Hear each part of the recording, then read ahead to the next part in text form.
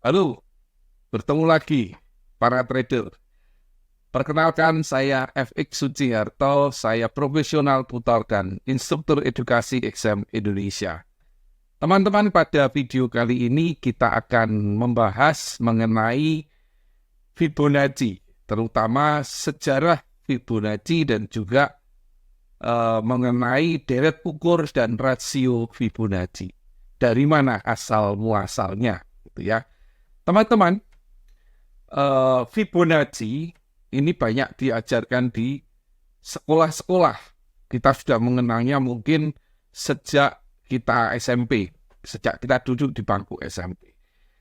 Sebetulnya, mathematician Itali abad pertengahan ini, sekitar abad 13, nama aslinya bukanlah Fibonacci, ya. Fibonacci itu adalah nama panggung istilah. Nama aslinya adalah Leonardo de Pisa. Jadi Leonardo dari kota Pisa. Nah, nama Fibonacci itu sendiri sebetulnya sebuah singkatan dari kata Filius Bonacci atau Filius Bonacius gitu ya. Artinya Filius itu anak laki-laki, Bonacius itu nama bapaknya. Jadi Fibonacci itu adalah anak laki-laki dari Pak Bonacius, ya. Jadi sebetulnya dia Leonardo bin Bonacius. Nah, singkatan Filius Bonacci ini jadi Fibonacci digunakan sebagai dalam tanda kutip nama panggungnya. Dia mempunyai jasa yang besar terhadap sistem angka di Eropa terutama. Karena apa? Karena ayahnya seorang saudagar di mana sering berkeliling ke Jazirah Arab, Jazirah Mesir, India di situ. Dan setiap kali dia ikut ayahnya singgah di kota-kota besar, dia turun untuk belajar kepada cerdik pandai di kota itu. Nah, kemudian dia memperkenalkannya ke dunia Eropa. Karena itu di dunia Eropa akhirnya dikenal juga sistem angka yang terpengaruh oleh sistem angka Hindu dan Arab, seperti aritmatika, pecahan, dan lain-lain. Fibonacci ini sendiri sebetulnya paling terkenal dengan golden ratio-nya, yang dianggap sebagai fingerprint of God.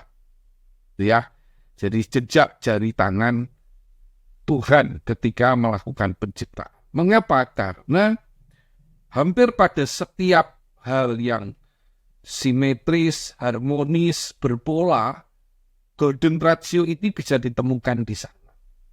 Nah, permasalahannya sekarang adalah bagaimana golden ratio ini terbentuk. Sebelum kita melangkah ke yang namanya golden ratio atau rasio-rasio Fibonacci, kita terlebih dahulu harus mengenal yang istilahnya adalah sequence Fibonacci. Kita mesti mengenal deret Fibonacci. Deret Fibonacci ini apa? Deret Fibonacci ini adalah angka mulai dari angka 0, kemudian 1, kemudian 1, kemudian 2, 3, 5, 8, 13, 21, 34, dan seterusnya. Konon deret ini ditemukan ketika sang mathematician ini hendak menghitung berapa jumlah kelinci, jantan, dan betina pada satu kurun waktu. Ya, jadi mulai dari tidak ada, kemudian ada kelinci satu, kemudian ditambah lagi kelinci satu. 1 tambah 1 jadinya 2. Ya kan? Kemudian 1 ditambah 2 jadinya 3. 2 ditambah 3 jadinya 5. Dan seterusnya. Jadi deret angka ini diawali oleh 1, diikuti dengan 2, kemudian dijumlahkan kedua angka itu menghasilkan deret angka yang berikutnya. Dan seterusnya sampai tidak terbatas. Ya. Inilah yang disebut sequence Fibonacci. Nah, kemudian dari sequence Fibonacci ini barulah muncul yang namanya rasio. Kalau Anda bagikan, jadi mulai dari 0 dibagi 1, hasilnya 0. 1 dibagi 1, 1. 1 dibagi 2, setengah. Ya. Lalu 2 dibagi 3, hasilnya 0,6 sekian. Lalu sampai pada suatu titik, dia menemukan pembagian yang tetap. Jadi mulai 13 dibagi 21, sudah mulai 061 sekian. Kalau dibulatkan, ya, menjadi 0618. Jadi 13 bagi 21, 21 bagi 34, 34 dibagi 55, ya kan? 55 dibagi 89, jadi selisih dibagi angka setelahnya. Kalau deret ukur tadi, angka berikutnya dengan menambahkan angka sebelum dan angka yang sekarang, kalau ini adalah dengan membagi dengan angka setelahnya. Maka mulai dari titik 13 dibagi 21, 21 dibagi 34, 34 dibagi 55, 55 dibagi 89, dan seterusnya, dihasilkan suatu rasio yang tetap. Yang kalau dibulatkan berada pada 0618. Ya, 0618. Nah, kemudian 0618 inilah yang disebut sebagai golden ratio. Ya, golden ratio. Di mana yang namanya golden ratio ini bisa ditemui di setiap bentuk benda di dunia ini yang harmonis, simetris, berpola. Kalau Anda googling golden ratio, maka Anda akan menemukan banyak sekali gambar. Kelopak bunga, gambar tangga, gambar piramida, gambar yang indah-indah, segala macam itu di dalamnya terdapat golden ratio. Ya, jadi itu adalah golden ratio 061. Lalu bagaimana dengan rasio-rasio selanjutnya? Rasio-rasio selanjutnya seperti 0382, ya, dan seterusnya itu dengan membaginya loncat.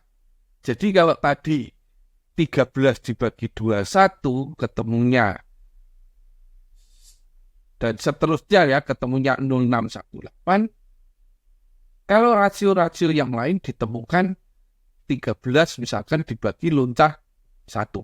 21-nya dilompati, jadi 13 dibagi 34. Ketemunya 0382. 21 dibagi 55. 0382. 34 dibagi 89. 0382. Dan seterusnya. Nanti rasio-rasio yang lain juga. Misalkan 13 dibagi 55. Silakan dihitung. Ya, 21 dibagi 89. 34 dibagi 144. Jadi loncat 2. Misalkan. Ada beberapa angka yang bukan rasio Fibonacci namun dimasukkan sebagai rasio Fibonacci. Misalkan 0,5 sebetulnya bukan pembagian dari hasil pembagian dari deret Fibonacci, namun dimasukkan karena 0,5 adalah angka tengah. Ya, jadi itu sejarah dari bagaimana asal mulanya ditemukan rasio-rasio Fibonacci yang kita gunakan di dalam penggunaan Fibonacci di dalam MetaTrader 4 ataupun MetaTrader 5 ataupun platform-platform yang lain. Terima kasih. Jangan lupa like video ini, subscribe, dan juga share video ini. Dan ikuti juga kanal-kanal media sosial XRP Indonesia. Kita bertemu lagi dalam video selanjutnya. Terima kasih.